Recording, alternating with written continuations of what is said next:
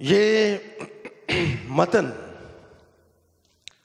جس کی تلاوت آپ کے سامنے آج کی گئی، جس پر میں نے کہا کہ میں اس پر کم و بیش 3 یا 4 پیغامات دینے والا ہوں، اور یہ آج دوسرا پیغام ہے میرا اس متن پہ۔ یہ تمام آیات اور خاص طور پر اس متن میں سے ایک آیت یعنی 31ویں آیت، یہ بائبل کی پرانے عہد نامے کی جو انتہائی فیمس یا فیورٹ ورسز ہیں ان میں سے ایک ہے، جس کو لوگ بہت پسند کرتے ہیں۔ اس میں خداوند کا وعدہ ہے 31ویں آیت میں، اور میں اس پہ زیادہ وقت گزاروں گا اور اسی پہ میں 2 سرمن دوں گا، ایک کچھ حصے کو آج اور کچھ حصے کو اگلے سنڈے بیان کروں گا۔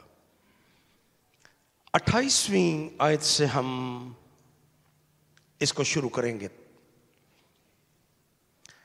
جہاں سے آپ کے لیے آج صبح پڑھا گیا ہے۔ 28ویں آیت اگر آپ نے غور سے سنی اور آپ کے پاس بائبل مقدس موجود ہے تو یہاں پر خدا کے چند خوبصورت نام اور خدا کی نیچر، اس کی صفات کو بیان کیا گیا ہے۔ یہاں پر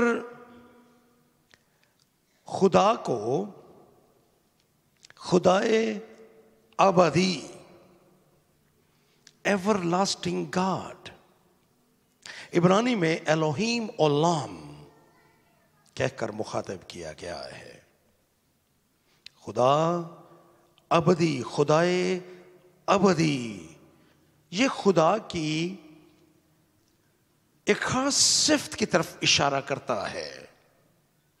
یہ نام بیان کرتا ہے کہ خدا وقت کی قید سے آزاد ہے۔ نہ اس کے آغاز کا ہمیں پتہ ہے، نہ اس کے انجام کے بارے میں ہم جانتے ہیں۔ دنیا کی ہر ایک چیز ایک اسپیسیفک ہسٹری رکھتی ہے اپنے پیچھے۔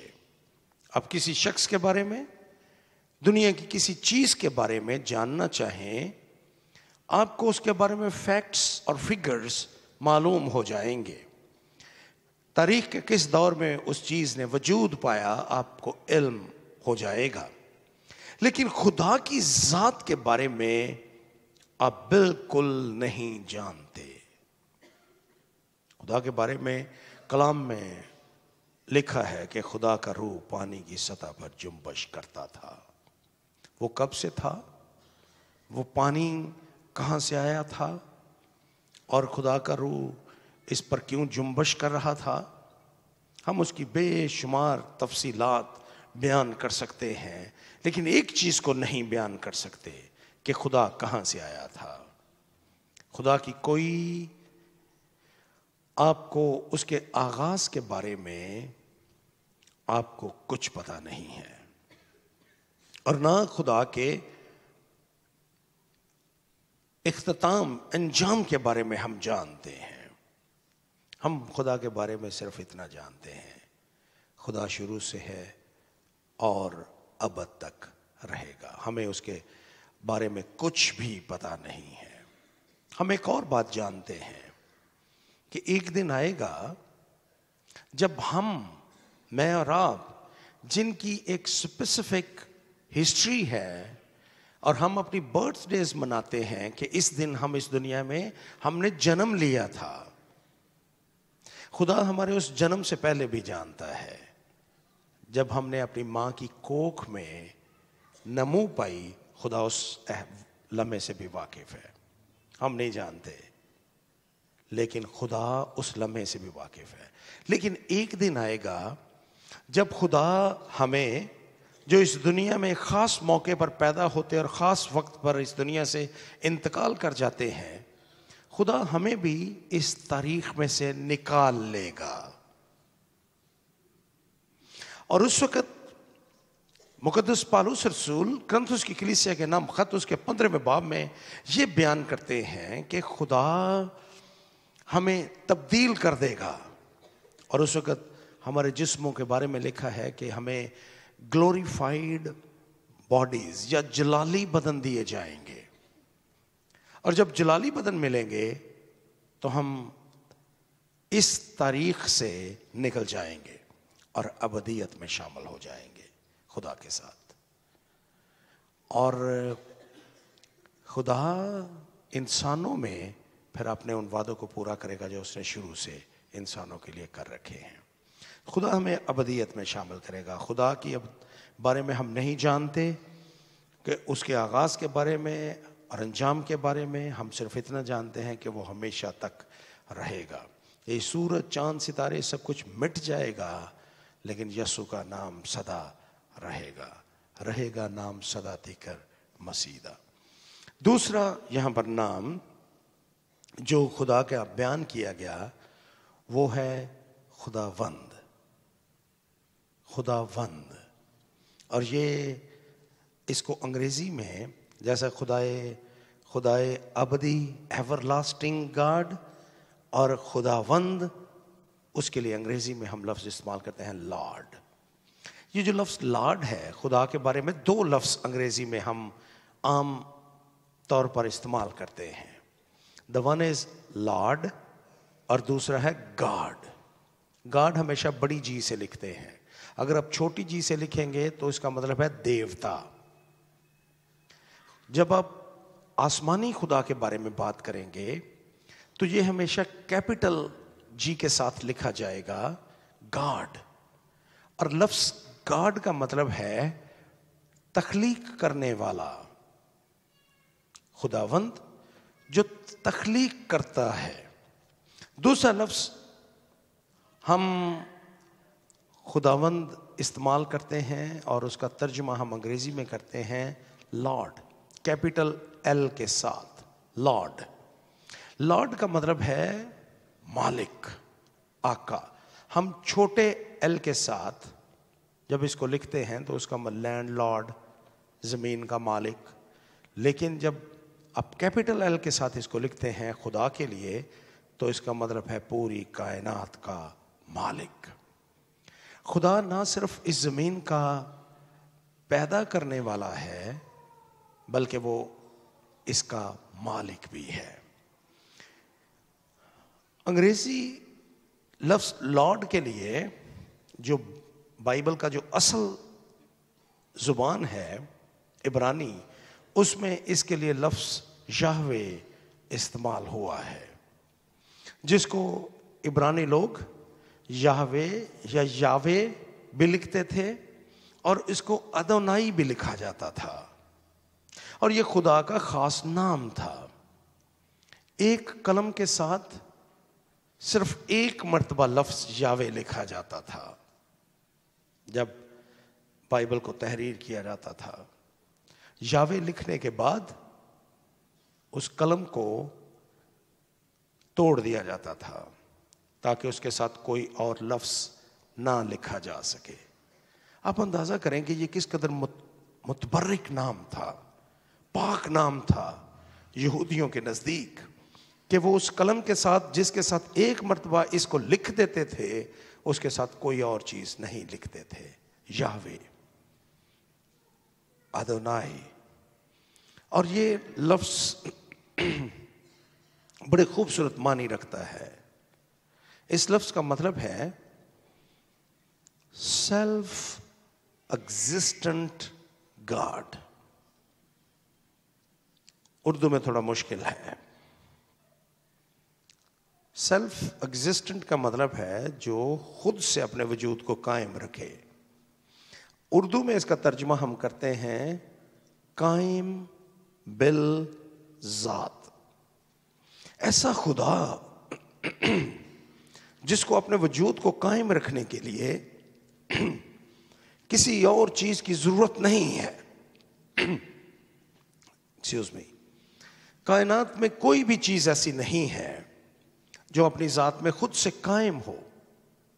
हम सबको اور اس پوری کائنات کو اپنے وجود کو قائم رکھنے کے لیے دوسروں کی ضرورت پڑتی ہے. لیکن یہوہ سیلف ایگزسٹنٹ گاڈ، قائم بالذات، اس کو اپنی ذات کو قائم رکھنے کے لیے کسی دوسرے کی ضرورت نہیں ہے. وہ خود اپنی ذات میں قائم رہتا ہے، اس کو کسی دوسرے کی ضرورت نہیں ہے. یہ مفہوم ہے یاوے کا. عبرانی لفظ یاہوے جو خداوند کا نام ہے، اس کا یہ مفہوم ہے، قائم بالذات، اپنی ذات میں خود سے قائم خدا. اور پھر خداوند کی ایک اور، اس کے بارے میں ایک اور بات بیان کی گئی. اس کے بارے میں لکھا ہے کہ وہ زمین کا خالق ہے. اس ہز نیچر. یہ جو نام ہے یہوہ، یہ بائبل میں لا تعداد مرتبہ استعمال ہوا ہے. یہوہ اپنی ذات میں الگ سے بھی استعمال ہوتا ہے، اور یہ نام خدا کے ایک خاص نام ہے جن کو ہم compound names of the lord کہتے ہیں. خداوند کے مرکب نام جو ایک سے زیادہ ناموں سے مل کر بنے ہیں، ان میں بھی لفظ یہ خدا کا یہ نام یہوہ استعمال ہوا ہے. مثال کے طور پر ہم یہوہ روئی، خداوند میرا چوپان ہے، زبور نمبر 23 میں یہوہ روئی، یہوہ خداوند میرا چوپان ہے. ابراہیم نے کہا یہوہ یری، خداوند یہوہ پروردگار ہے. پھر ہم قضات کی کتاب میں جدعون کو خدا کا نام لیتے ہوئے دیکھتے ہیں، اور وہ کہتا ہے یہوہ شالوم، خداوند امن اور سلامتی ہے. خداوند نے خود اپنا ایک نام خروج کی کتاب میں متعارف کروایا. جب وہ کڑوے پانی کے چشمے پہ تھے، پانی ٹھیک کر دیا خدا نے، اور خدا نے کہا اینی رافقہ، میں یہوہ شافی ہوں، آم دا ہیلر. سو یہ نام ہے خدا کے مرکب نام ہے. یہوہ یرمیہ اپنی کتاب میں کہتا ہے یہوہ صدقنو، خداوند راست باز، راست ہے، سچائی ہے. پھر وہی کہتا ہے یہوہ شامع، خداوند موجود ہے. اور وہ کہتا ہے خروج کی کتاب میں مقدس موسیٰ اس کو کہتا ہے یہوہ نسی، خداوند ہمارا علم ہے، جھنڈا ہے. جب انہوں نے امالیکیوں کے ساتھ جنگ کی تو اس وقت یہ نام سامنے آیا تھا. یہ خدا کے جو نام ہیں، مرکب نام، یہ بڑے دلچسپ تاریخ رکھتے ہیں. اگر آپ بائبل کے طالب علم ہیں تو آپ یقین کیجئے کہ یہ جتنے نام میں نے آپ کے سامنے لیے یہوہ کے، یہ میں نے صرف آپ کو انٹروڈکشن دیا ہے. بے شمار نام ہیں آپ کو ملیں گے یہوہ کے. کسی وقت زندگی رہی تو ہم ان ناموں پر بھی غور کریں گے. لیکن یہ جو نام ہے یہوہ کے، جو کمپاؤنڈ نیمز ہیں خدا کے، ان میں سے ہر ایک کی ایک دلچسپ تاریخ ہے. اور خاص طور پر یہ نام بنی اسرائیل کے کسی نہ کسی، ان کی تاریخ کے کسی نہ کسی بحران کا ذکر کرتے ہیں. یہ نام خدا کو بحرانوں میں دیے گئے. جنگ ہو رہی تھی امالیکیوں کے ساتھ، بحران تھا. یہوہ نسی، یہوہ علم ہے. اسحاق کو ذبح کرنے کے لیے موریہ کے پہاڑ پر لے جایا گیا ہے، ایک بحران ہے. اور یہوہ یری، یہ نام سامنے آیا. مدیانیوں کے ساتھ جنگ ہے، لوٹ لیتے ہیں بنی اسرائیل کو، بحران ہے. اور اس وقت जदाऊन खुदा को कहता है कि यहोवा शालोम है। सो ये नाम बड़े दिलचस्प हैं, इनकी हिस्ट्री है। और मैं आपको दावत दूंगा कि अगर आप बाइबल के तालिब इल्म हैं तो आप इन नामों को बाइबल में देखें, उनके कॉन्टेक्स्ट में उनको देखें, उस बहरान को देखें जिसमें ये नाम खुदा को दिया गया या खुदा ने खुद अपना नाम मुतारफ करवाया। आप हैरान होंगे कि ये तो एक दिलचस्प मुतालिया है। और मैं आपको ये दावत दे रहा हूं कि ऐसा कीजिए। अगर आपके पास कोई और सोर्स नहीं है, सिर्फ बाइबल मुकद्दस है, तो अभी कोई बात नहीं है। बाइबल में उस नाम को देखिए, उसके कॉन्टेक्स्ट से उस बाग में उसको पढ़िए, आपको दिलचस्पी होगी पढ़ने में। कोई और नहीं तो कामूसल किताब खरीद लीजिए। आप इन नामों को पढ़ के खुश होंगे। यहां पर खुदा के बारे में उसकी एक सिफ्त को बयान किया गया कि वो थकता नहीं, वो मांदा नहीं होता, वो कभी फटीक महसूस नहीं करता, वो थकता नहीं, बिल्कुल नहीं थकता। हम थक जाते हैं लेकिन खुदा नहीं थकता। 30वीं आयत में लिखा है, नौजवान भी थक जाएंगे और मांदा होंगे और सूरमा बिल्कुल गिर पड़ेंगे, लेकिन खुदावंद नहीं थकता। हम अक्सर थकावट महसूस करते हैं। हम में से सब जो नौजवान हैं वो आजकल बल्कि ज्यादा थक जाते हैं, हमसे भी। लेकिन हम में से हर एक अपनी उम्र के साथ साथ थकावट का एहसास करता है। हम थक जाते हैं, लेकिन खुदा नहीं थकता। खुदावंद के बारे में यहाँ पर लिखा है कि वो अपनी कुदरत के कलाम से इस पूरी कायनात को संभालता है। इब्रानियों का खत पहला बाब और उसकी 3री आयत में वो अपनी कुदरत के कलाम से इस पूरी कायनात को संभालता है, लेकिन इसके बावजूद वो थकता नहीं। ज़बूर नंबर 121 और उसकी 3री और 5वीं आयत, अखियां चुकना है वल पहाड़ा, मदद लई मैं किसनु पुकारा। ये ज़बूर, वो तेरे पाँव को फिसलने ना देगा, तेरा मुहाफ़िज़ ऊँघने का नहीं। देख इस्राएल का मुहाफ़िज़ ना ऊँघेगा ना सोएगा। खुदावंद तेरा मुहाफ़िज़ है, खुदावंद तेरे दाहिने हाथ पर तेरा साहिबान है। वो ना थकता है ना मांदा होता है, कुछ भी नहीं। उसकी आंखें पूरी दुनिया पर लगी रहती हैं। अमसाल की किताब 5वां बाब 3री आयत, अयूब की किताब 34वां बाब और उसकी 21वीं आयत। ये सब कुछ करने के बावजूद वो थकता नहीं। मैंने 30वीं आयत आपके सामने बयान की थी कि जो ताकतवर तरीन शख्स है वो भी थक जाता है।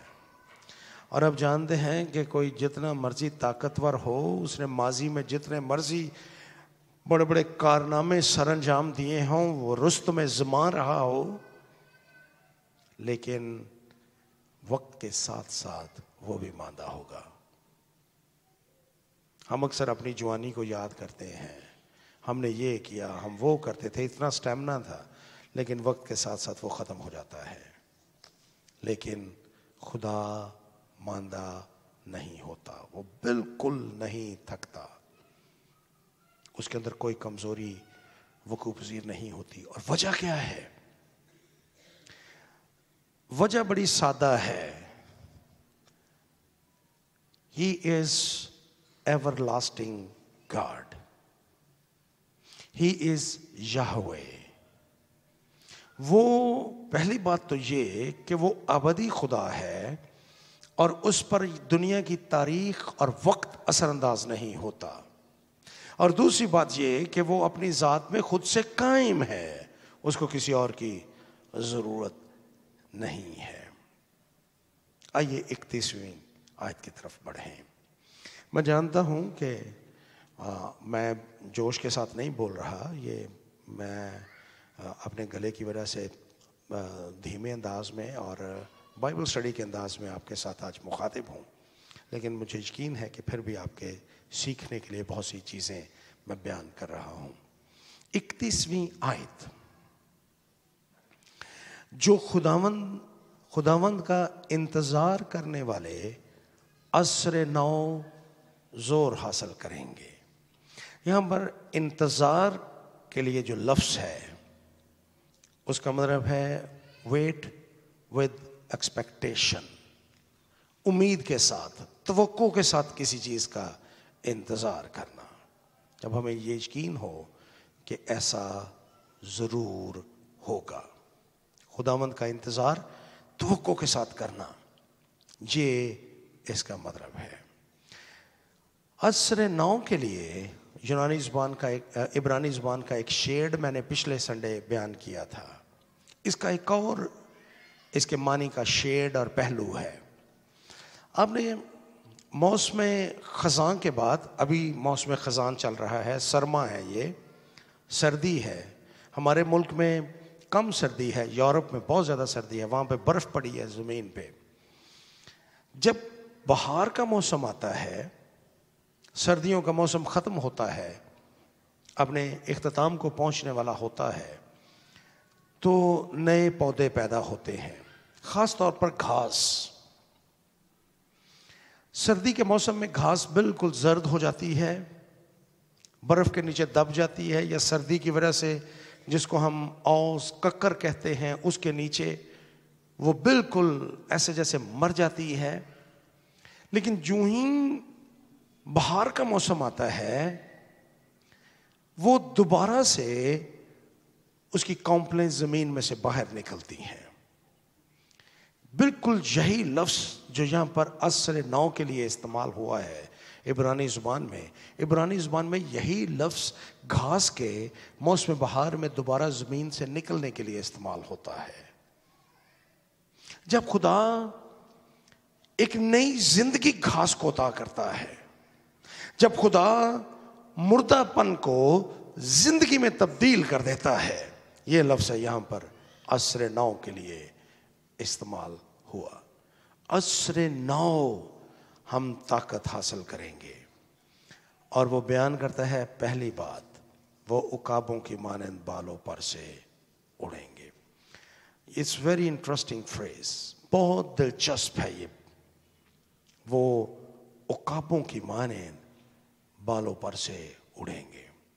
یہ روحانی طور پر اڑنے، تازگی حاصل کرنے، ایک دفعہ پھر زندگی کو پانے کی یہاں پر بات ہے. اور عقابوں کی مانند بالوں پر سے اڑیں گے، اوپر چلے جائیں گے. They will be ascended. خداوند یسوع مسیح کے آسمان پر اٹھائے جانے کے لیے جو لفظ یونانی میں استعمال ہوتا ہے، یہ عبرانی میں اس کا متبادل ہے. یہاں پر اٹھایا جانا، اوپر بلند ہونا، ascension، صعود، اوپر اٹھا لیا جانا، یہی لفظ یہاں پر استعمال ہوا ہے. They will be mounted up. They will be ascended. اوپر اٹھائے جائیں گے اور وہ عقاب کی مانند بالوں پر سے اڑیں گے. مجھے یقین ہے کہ آپ میں سے بہتوں نے ٹیلی ویژن پر عقابوں کو اڑتے ہوئے ان پر کوئی ڈاکیومنٹری فلم ضرور دیکھی ہوگی. عقاب جو ہی اپنے پروں کو پھیلاتا ہے اور ان کو فلیپ کرتا ہے، وہ آسمان کی طرف اٹھتا ہے. اور یہاں پر اسی تصویر کو بیان کیا گیا ہے. ایک خاص کام ہوتا ہے اس وقت جب عقاب اپنے پروں کو فلیپ کرتا ہے، تو ایک خاص کام ہوتا ہے. آپ جانتے ہیں کہ زمین کے اندر ایک خاص قوت ہے جو ہمیں باندھے رکھتی ہے، جس کی قید میں میں اور آپ اور دنیا کی ساری چیزیں ہیں. بچے جو اسکولوں کالجز میں پڑھتے ہیں وہ اس کے بارے میں بہت علم رکھتے ہیں. ہم اس کو کہتے ہیں گریوٹی، کشش ثقل. کشش ثقل زمین کی وہ طاقت ہے جس نے which bound us to the earth. اس نے زمین کے ساتھ ہمیں باندھ رکھا ہے. یہ گریوٹی ہے جس کی وجہ سے آپ زمین پر چلتے پھرتے ہیں اور گرتے نہیں ہیں. یہ گریوٹی ہے جس کی وجہ سے آپ کا وزن ہے. سائنسدانوں نے، میں سائنسدانوں کے نام نہیں صبح لوں گا، جنہوں نے گریوٹی کے قانون دریافت کیے اور انہوں نے بتایا کہ ہمارا وزن کیوں ہوتا ہے. اگر زمین کے اندر گریوٹی نہ ہو تو ہم بے وزن ہو جائیں گے. اب آسمان جوں جوں آپ گریوٹی سے آزاد ہوتے ہیں بے وزن ہو جاتے ہیں. اسی لیے فضاؤں میں جب خلاباز اپنے جہازوں سے باہر آتے ہیں تو انہیں ایک دوسرے کے ساتھ باندھ کے رکھنا پڑتا ہے.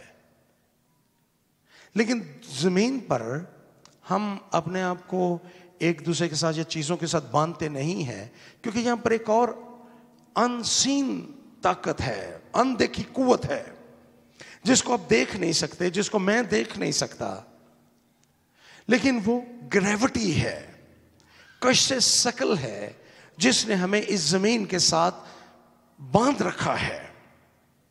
ہم اس زمین پر رہنے پر مجبور ہیں اس گریوٹی کی وجہ سے، کشش ثقل کی وجہ سے. لیکن اب اندازہ کیجئے کہ جوں ہی عقاب اپنے پروں کو فلیپ کرتا ہے، کھولتا ہے، وہ کشش ثقل سے آزاد ہو جاتا ہے. His wings give him the liberty to fly, to get free from the power of the earth, the gravity. وہ گریوٹی سے آزاد ہو جاتا ہے اور آزاد ہو کر آسمان کی وسطوں میں اڑنا شروع کرتا ہے. جب طوفان آتے ہیں، ہوا میں اڑتے ہوئے عقاب کو کسی طوفان کا سامنا ہوتا ہے، وہ طوفان کی طرف نہیں دیکھتا، وہ آسمان کی طرف دیکھتا ہے. آپ ٹی وی پہ کسی ایسے چینل پہ، نیشنل جیوگرافی یا ڈسکوری پہ، یا ویسے آپ عقابوں کے معنی کے بارے میں، ان کی فلائٹ کے بارے میں آپ ضرور ویڈیوز دیکھیے. جب وہ طوفان آتے ہیں، وہ طوفان کی طرف نہیں دیکھتا، وہ آسمان کی طرف دیکھتا ہے، اور آسمان کی طرف دیکھتے ہوئے وہ ان بادلوں سے اوپر چلا جاتا ہے. نیچے زمین پر بارش ہو رہی ہے، طوفان ہے، لیکن عقاب ان بادلوں سے اوپر ہوتا ہے اور اس پر ان طوفانوں کا کوئی اثر نہیں ہوتا، کیونکہ وہ کشش ثقل سے آزاد ہو کر اوپر جا چکا ہوتا ہے، آزاد ہو چکا ہوتا ہے کشش ثقل سے.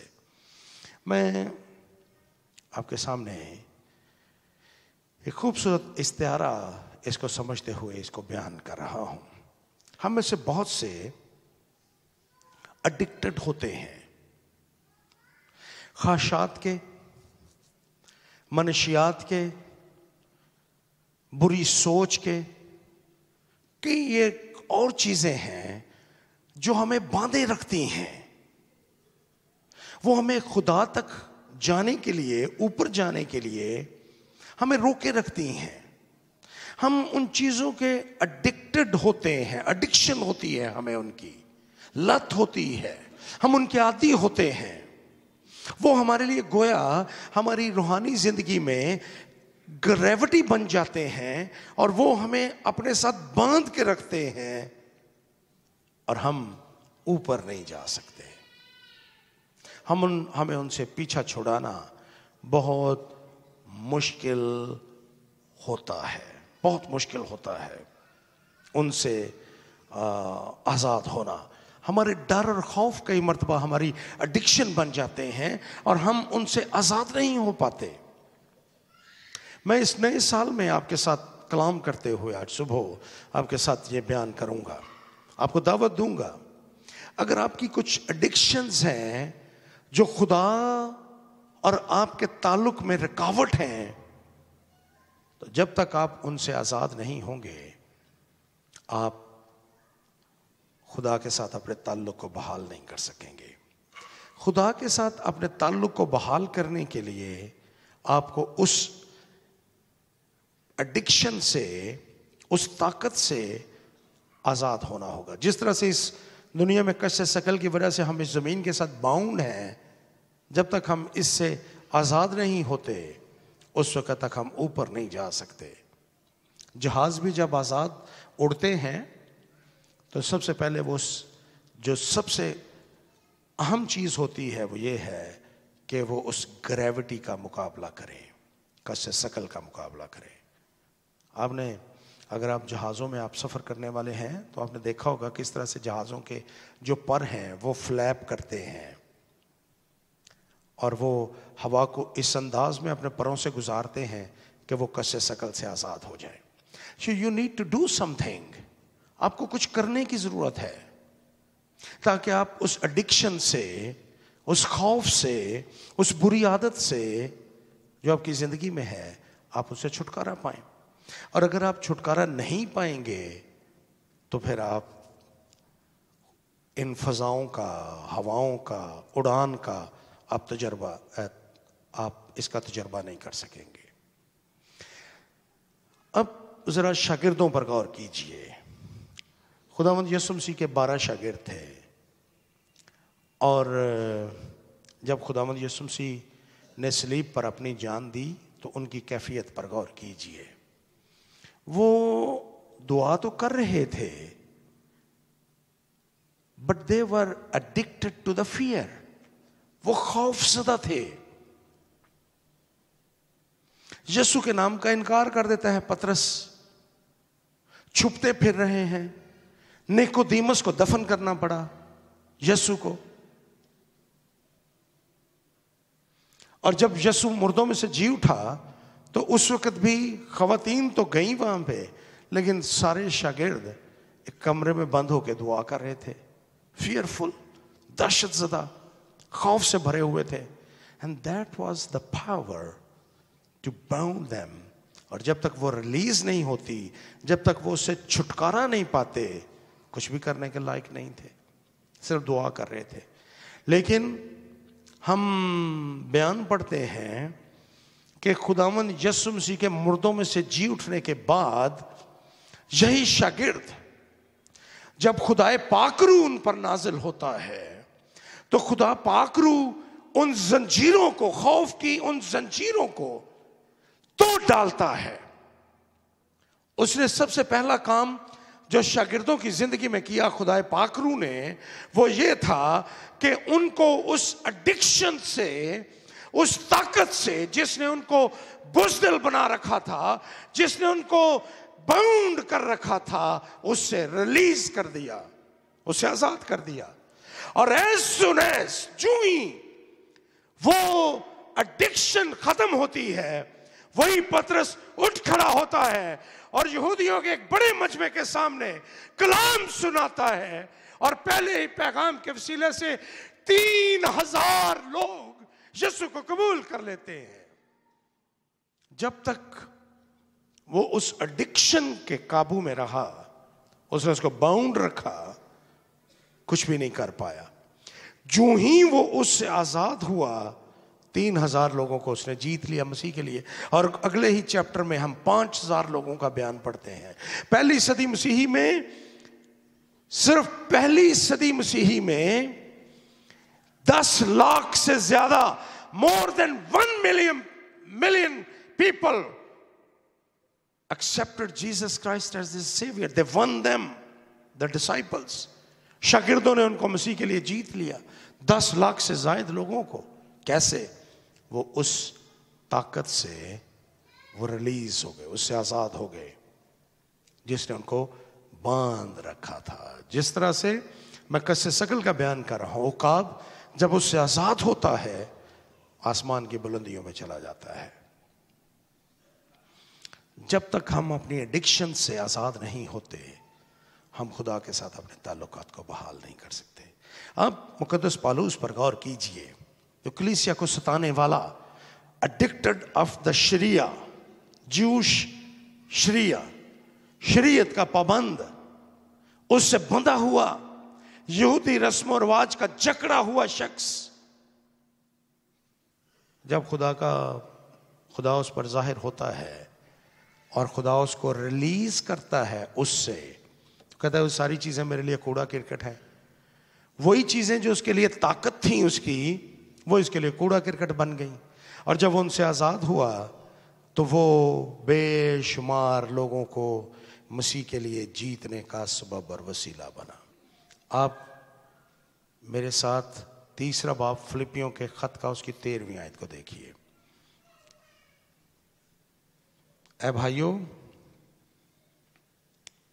یہ غرض نہیں کہ میں پا چکا، کامل ہو چکا، اس چیز کو پکڑنے کے لیے دوڑا چلا جاتا ہوں.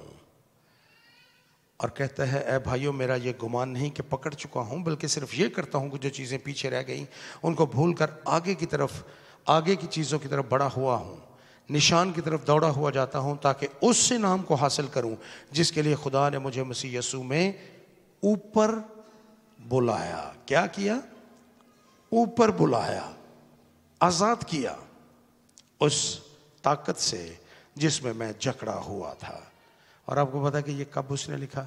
جب وہ رومیوں کی قید میں تھا. خدا آپ کو عقابوں کی مانند بالوں پر دے گا تاکہ آپ اس ایڈکشن سے چھوٹ جائیں جس نے آپ کو باؤنڈ کر رکھا ہے، باندھ رکھا ہے. اور آج صبح میری آپ کے لیے دعا ہے، اگر آپ کی زندگی میں کوئی ایڈکشن ہے جس نے آپ کو باندھ رکھا ہے، جکڑ رکھا ہے، خدا سے دور رکھا ہے، خدا اور آپ کے درمیان تعلقات میں وہ بیریئر ہے، رکاوٹ ہے، تو خداوند آج صبح اس بیریئر اور اس رکاوٹ کو توڑ ڈالے، اس کو ریلیز کرے، تاکہ آپ خداوند کے ساتھ مضبوط تعلق میں بن جائیں اور ایک 2022 ایک بہتر سال کے طور پر آپ گزار سکیں، بغیر ڈر اور خوف، بغیر کسی ایڈکشن کے. آپ اس سال کو خداوند کی مرضی کے مطابق قوت اور طاقت کے ساتھ اڑتے ہوئے، رینگتے ہوئے نہیں، اڑتے ہوئے آپ اس کو گزار سکیں. خداوند آپ کو ان سب باتوں سے کے وسیلہ سے برکت بخشے اور آپ کی زندگی میں سے ایڈکشنز کو، جو رکاوٹ ہیں آپ کے اور خدا کے درمیان، آپ کے اور آپ کی اڑان کے درمیان جو رکاوٹ ہے، خدا اس کو دور کرے، تاکہ آپ اس طاقت سے آزاد ہو کر جو آپ کو باندھے ہوئے ہے، آپ خدا کے ساتھ آسمان کی بلندیوں میں دکھوں، مصیبتوں، تکلیفوں، پریشانیوں سے اوپر آپ پرواز کر سکیں. آئیے ہم اپنے سروں کو جھکائیں اور دعا کریں.